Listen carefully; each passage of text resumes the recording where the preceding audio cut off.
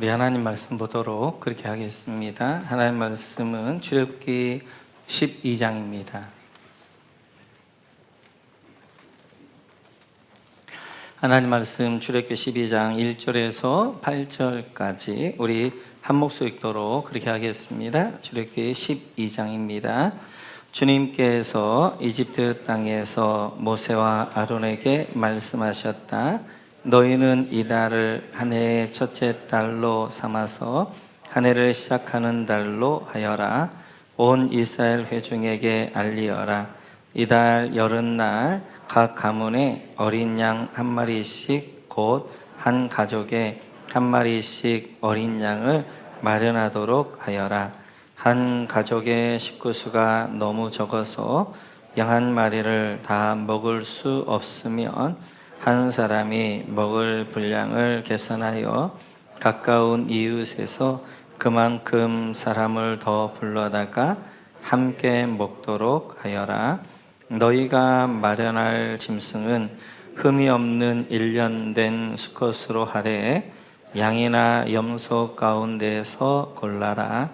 너희는 그것을 이달 19날까지 두었다가 해질 무렵에 모든 이스라엘 회중이 모여서 잡도록 하여라. 그리고 그 피는 바다다가 잡은 양을 먹을 집의 좌우 문설주와 상인방에 발라야 한다. 그날 밤에 그 고기를 먹어야 하는데 고기는 불에 구워서 누를 넣지 않은 빵과 쓴 나물을 곁들여 함께 먹어야 한다. 아멘. 네, 지금 저희는 이집트에 내린 10가지 재앙을 살펴보고 있고요. 우리가 9번째 재앙까지 살펴보았고 마무리로 10번째 재앙, 장자의 죽음 재앙을 살펴보도록 그렇게 하겠습니다. 우리 같이 한번 5절 말씀 함께 보겠습니다. 5절입니다. 같이 읽습니다. 너희가 마련할 짐승은 흠이 없는 1년 된 수컷으로 하되 양이나 염소 가운데서 골라라. 여러분 6절에 보면 짐승은 흠이 없는 1년 된 수컷. 6월절 어린 양을 잡는데 그 6월절 어린 양의 짐승은 흠이 없는 수컷으로 하라는 거예요. 왜 흠이 없는 것으로 하라고 하시는가? 그것은 베드로서를 같이 한번 보겠습니다. 같이 읽습니다. 흠이 없고 티가 없는 어린 양의 피와 같은 그리스도의 귀한 피로 되었습니다. 이 6월절 어린 양은 앞으로 오실 예수님을 예표하기 때문에 그 예수님이 흠도 없이 티도 없이 제물로 드리셨기 때문에 그 6월절 어린 양은 흠이 없는 것, 티가 없는 것으로 이제 준비하여라 라고 말씀하게 되어집니다. 그래서 세례 요한도 이렇게 이제 예수를 보고 이야기하죠. 요한복음 1장입니다. 같이 읽죠.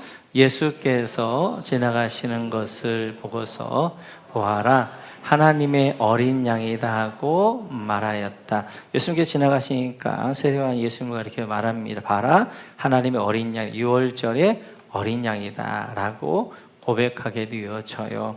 이렇게 흠없는 수컷 준비하되 7절 같이 한번 볼까요? 7절 같이 읽죠. 시작.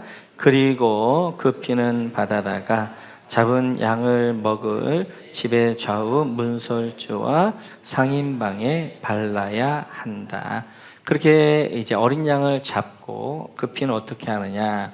두 번째 줄에 집의 좌우 문설주와 상인방에 발라야 한다. 밑줄 그어주시고, 이렇게 어린 양을 잡고 흘린 피를 가지고는 그 피로 임방과 좌우 문설주를 이제 피를 발라라 라고 말씀하게 되어집니다. 그러면 왜 그렇게 해야 되는가?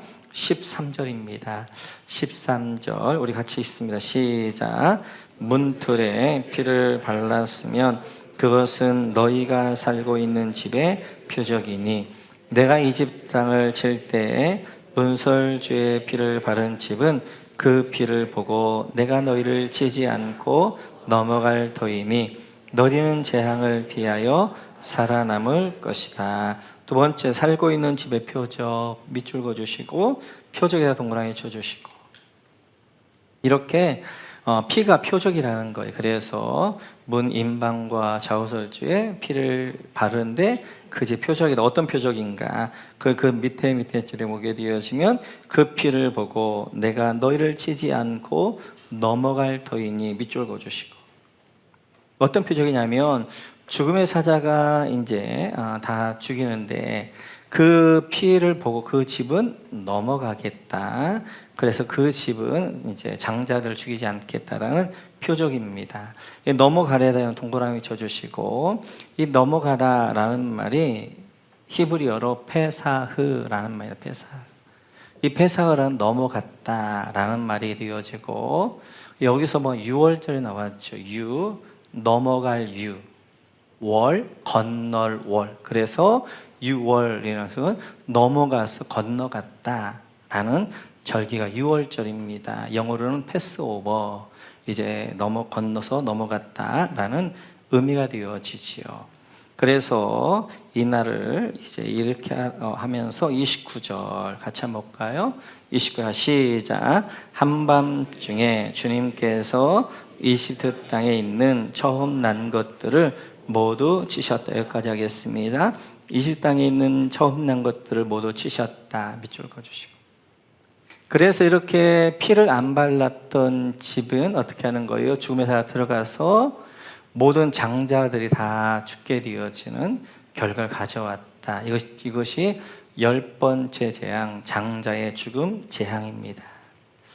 오늘 이 장자의 재앙 죽음을 보면서 우리가 한 가지 첫 번째 생각하고자 하는 것은 이 장자의 재앙 죽음에서 장자의 심판 한 가지만 보신다는 거예요. 표적으로. 그 집에 이제 문 임방과 설주에 피가 발랐느냐 안 발라 이 한 가지 본다는 것입니다. 그래서 어떤 집은 이제 임방과 그 다음에 좌우문 설주에 피를 발른 그 집에 있는 사람이 유대인이든지 이방인이든지 이집트 사람이든지 아니면 이제 선한 사람, 악한 사람을 관계하지 않겠다는 거예요. 단 한 가지 표적만 있으면 넘어가겠다는 거예요. 근데 어떤 집은 이 표적이 없으면 어떻게 하는 거예요? 그 안에 살고 있는 사람이 유대인, 이스라엘 사람이든지 이집트 사람이든지 아무리 선한 사람이 할지라도 피가 바르지 않으면 들어가서 장자들 모두 다 죽이겠다는 거예요. 하나님 한 가지 모으겠다는 한 가지. 그 집에 피가 발라져 있느냐 안 발라져 있느냐. 믿음이라는 것은 받아들이는 것이다. 받아들이는 것. 그 받아들이는 영접하는 사람. 그래서 하나님이 왕이십니다 믿는 사람은 하나님께서 그렇게 말씀하셨어요. 피를 문임방과 좌우설주에 이제 바른 집은 주변에 넘어갈 것이다. 그 말을 받아들인 사람, 그 말을 영접한 사람은 양을 잡고 피를 흘려서 그 피를 이제 임방과 좌우설주에 바릅니다. 그런데 그 하나님의 말씀을 안 받아들인 사람, 거부한 사람은 설마 죽음의 사자가 들어오는데 피를 발랐다고 꼭 넘어가겠어? 아니겠지. 그러면서 안 발랐던 사람은 죽음의 사자가 들어가서 그 집의 장자들이 죽이는 거예요. 하나 보신 하나. 그게 바로 피를 발랐느냐 안 발랐느냐. 그래서 믿음이란 게 다른 게 아니에요. 하나님의 나의 왕되심을 믿고 하나님 말씀을 받아들이는 것, 하나님 말씀을 영접하는 것, 그리고 그 하나님 말씀에 순종하는 것, 이것이 믿음이란 말이에요. 그러니까 성경은 창세부터 요한계시록까지 우리에게 믿음을 요구하는데 믿음이 어려운 게 아니에요. 그냥 하나님 하신 말씀을 받아들이고 그 말씀대로 순종하는 거예요. 창세기 3장을 보게 되어지면 이렇게 말씀하십니다. 같이 하죠. 시작. 주 하나님이 가죽옷을 만들어서 아담과 그의 아내에게 입혀주셨다. 아담과 범죄한 이후에 벌거벗게 되어지니까 하나님이 짐승을 양을 잡아서 가죽옷으로 아담과 하와를 덮어주셨습니다. 그러면 하나님 한 법을 세우셨어요. 그 법은 하나님 앞에 죄를 씻기 위해서는 피의 제사를 드려야 된다라는 법을 세우셨습니다.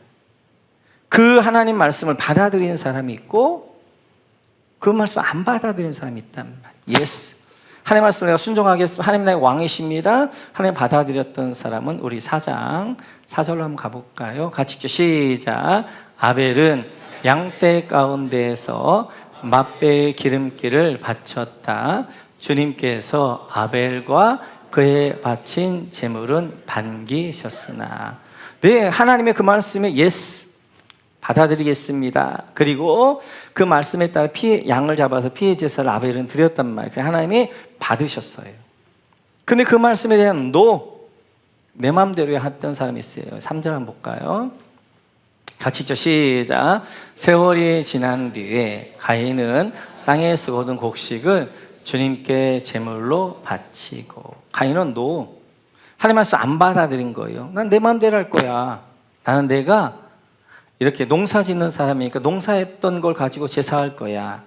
그렇게 드렸던 가인의 제사는 안 받으신 거예요. 안 받으신 거예요.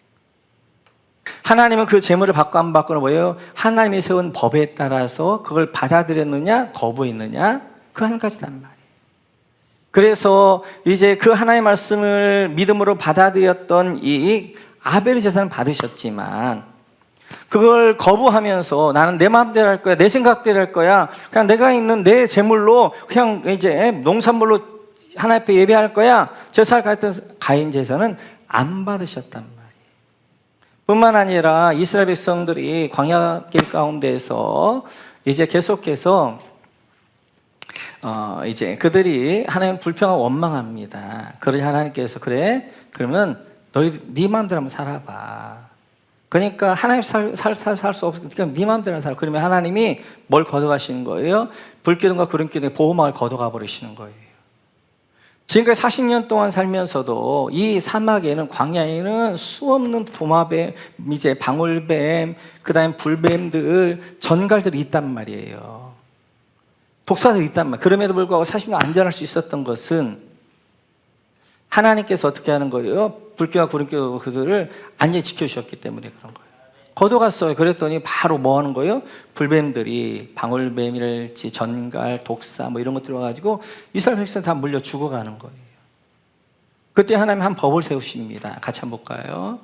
같이 읽죠. 시작. 주님께서 모세에게 말씀하셨다. 너는 불뱀을 만들어 기둥 위에 달아 놓아라. 물리는 사람은 누구든지 그것을 보면 살 것이다. 하나님이 이제 구리뱀을 높이 달라는 거, 당대에 달라는 거예요. 그것을 보면 살 것이라는 거예요. 그 하나님의 법, 말씀에 대해서 받아들인 사람이 거부한 사람이 있어요. 9절 보게 되어지면 9절 같이 읽죠. 시작. 그리하여 모세는 구리로 뱀을 만들어서 그것을 기둥 위에 달아 놓았다. 뱀이 사람을 물었을 때 물린 사람은 구리로 만든 그 뱀을 쳐다보면 살았다. 이렇게 이제 불뱀 물려서 죽어가고 있어요. 그때 하나의 법을 세우셨습니다. 저 높이 달린, 장대에 높이 달린 구리뱀을 보면 살 것이다. 그거에 대해서 하나님이 왕이시며 그리고 그 말씀을 받아들인 사람이 있어요. 믿은 사람이 있어요. 그 사람은 어떻게 하는 거예요? 죽어가는 현장에서 구리를 봤어요. 그랬더니 살아나는 거예요. 근데 어떤 사람은, 그중에 어떤 사람은 끝까지 뭐 구리뱀 본다고 살아나겠어. 약을 바르고 막 치료해 살아나겠지. 그래 끝까지 안 보는 사람은 어떻게 하는 거예요? 죽어가는 거예요. 죽어가는 거. 너무 답답하죠. 보기만 하면 산다는데 그걸 안 봐요. 끝까지. 자기 고집 때문에. 끝까지 안 보고 어떻게 하는 거예요? 자기 고집대로 한단 말이에요. 성경으로 하나님께서 믿음은 어려운 게 아니에요. 하나님의 말씀을 영접하는 거예요. 받아들이는 거예요. 그 말씀 순종하는 거예요. 그러면 생명 구원을 얻는다라고 이야기하는 거예요. 그런 하나님의 말씀을 거부하고 거절하게 되어지고 그 말씀에 불순종하게 되어지면 그 심판이요 죽음이다라고 말씀하게 되어져요.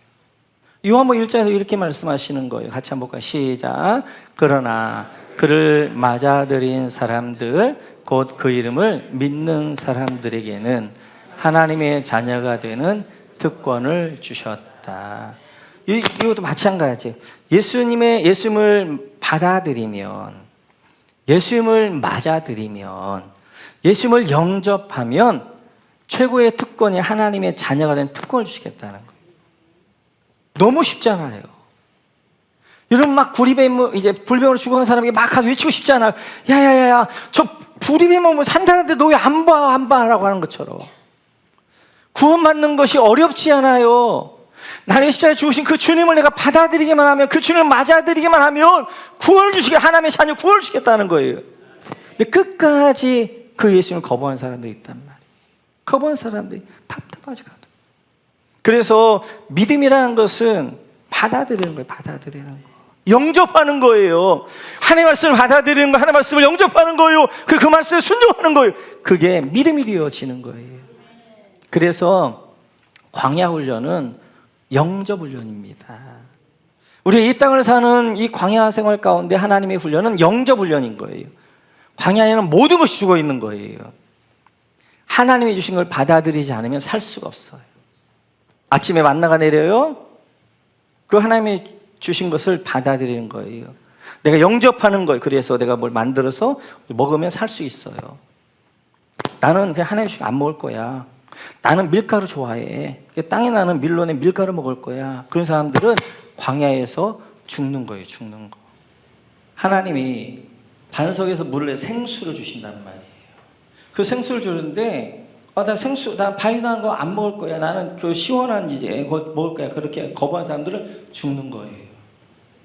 하나님 불기둥과 구름기도 그를 보호하시는 거예요.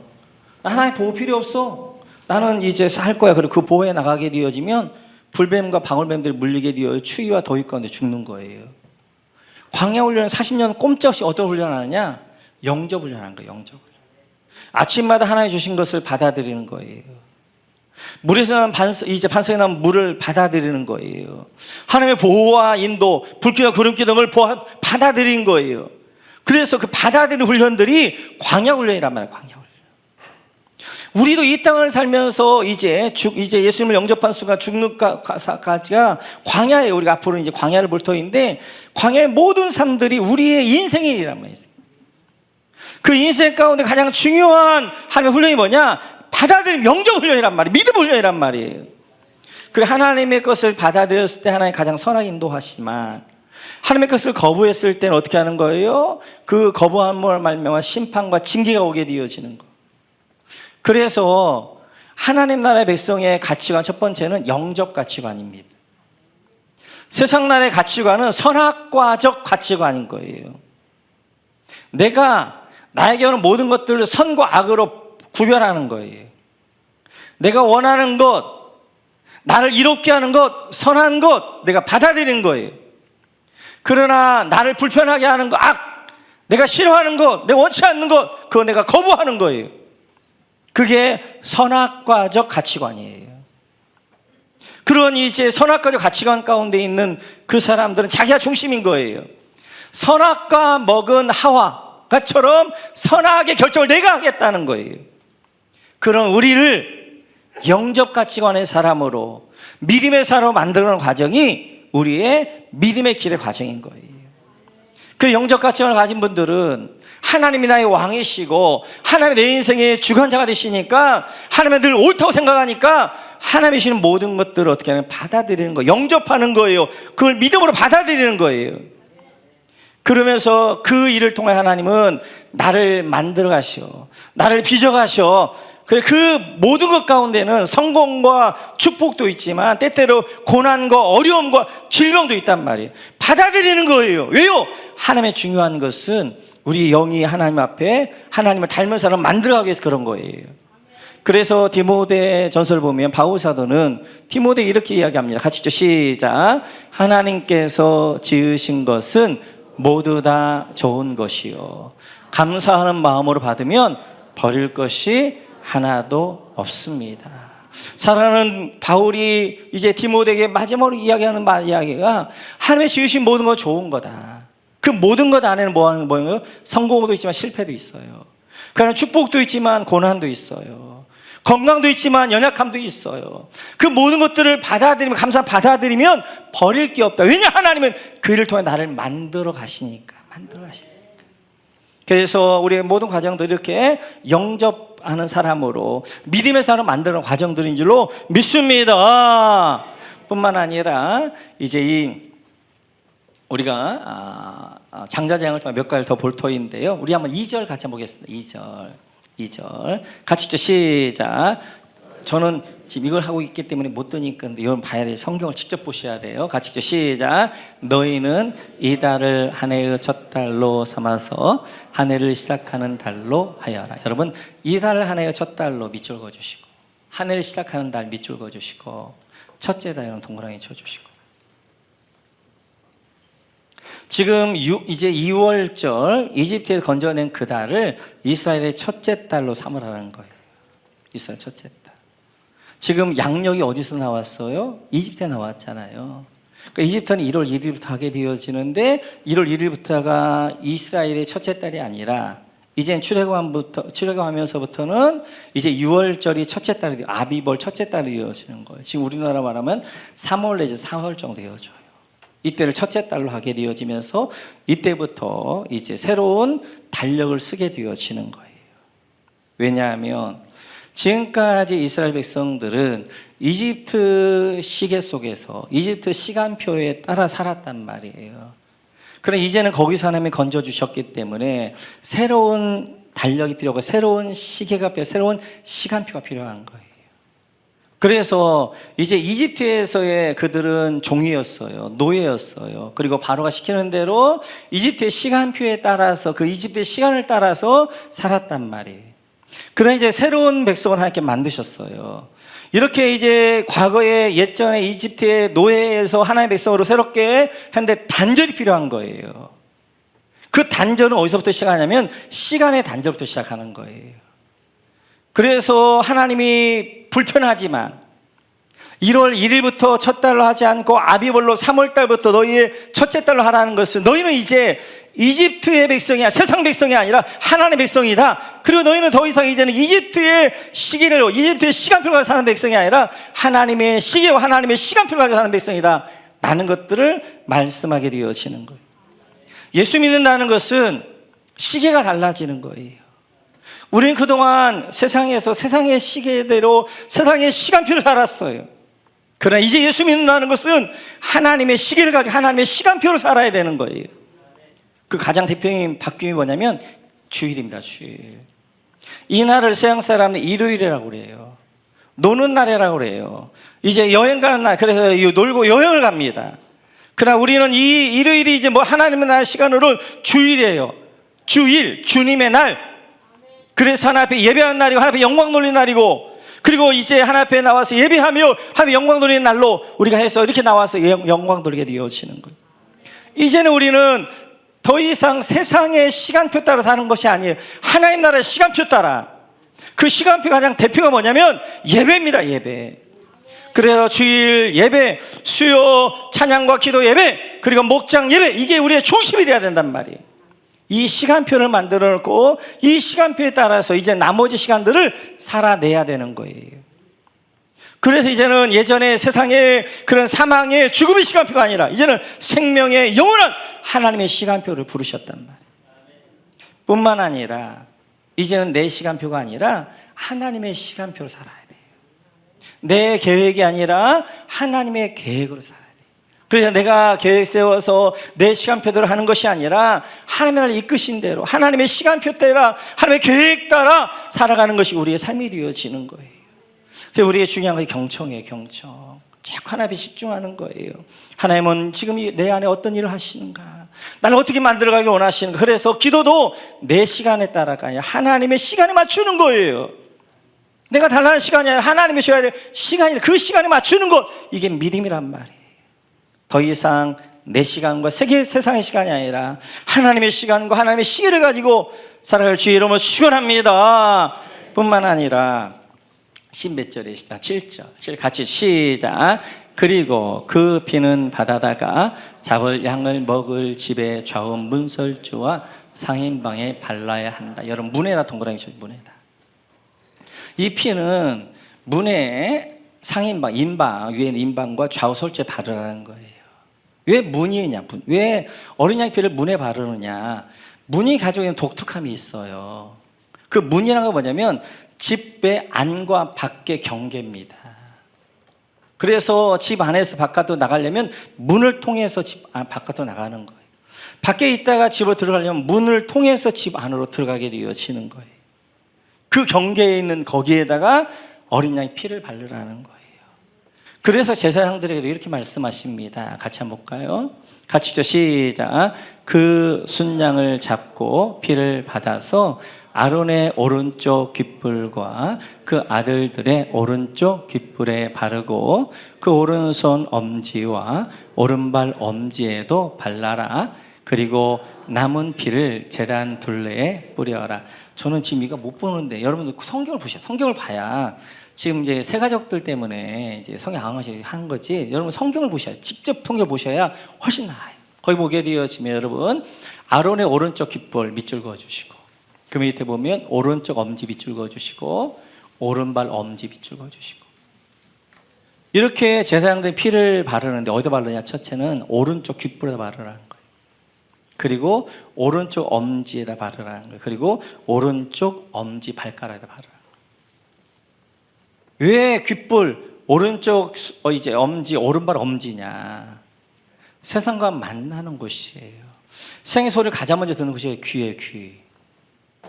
그리고 내가 가장 먼저 행하는 것이 뭐예요? 손으로 행하게 되어지고 내가 어디에 가면 발로 가는 거예요. 발로. 그래서 귀와 손과 발에다가 피를 발라는 거예요. 피를 발라는 거예요. 그게 세상과 접하게 된 그 경계예요. 경계. 그래서 어떤 사람들은 이제 막 자꾸 죄가 귀로 들어온단 말이에요. 이제 귀로 들어가지고 이제 어떤 분들은 그냥 그 소리에 팔랑팔랑 하시는 분들 계세요.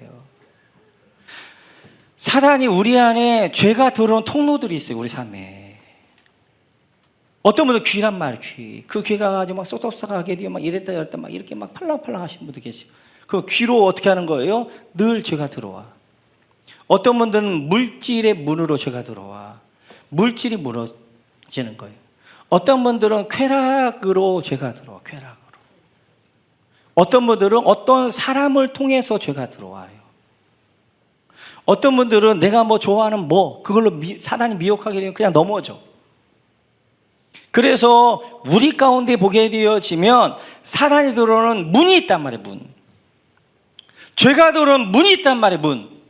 그 문에다가 어린 양 예수 그리스도의 보혈의 피를 발라야 되는 거예요. 거기를 막아야 되는 거예요.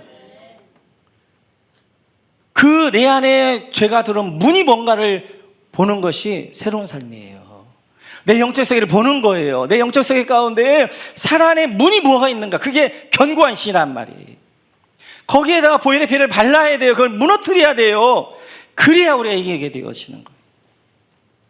그래서 오늘도 한번 생각해 보세요. 나에게는 어디로 죄가 들어오는가? 거기에다 어린 양 피를 바르시기를 주님의 이름으로 축원합니다. 하나만 더 봅니다. 14절. 14 같이 이제 시작.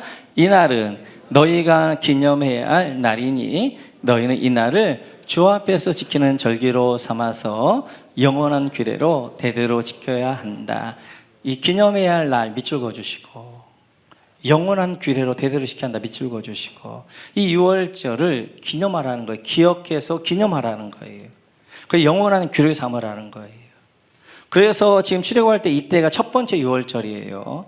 그리고 그들은 3,500년 동안 지금까지도 어떻게 하는 거예요? 1월 14일이 되어지면 6월절 지킨단 말이에요.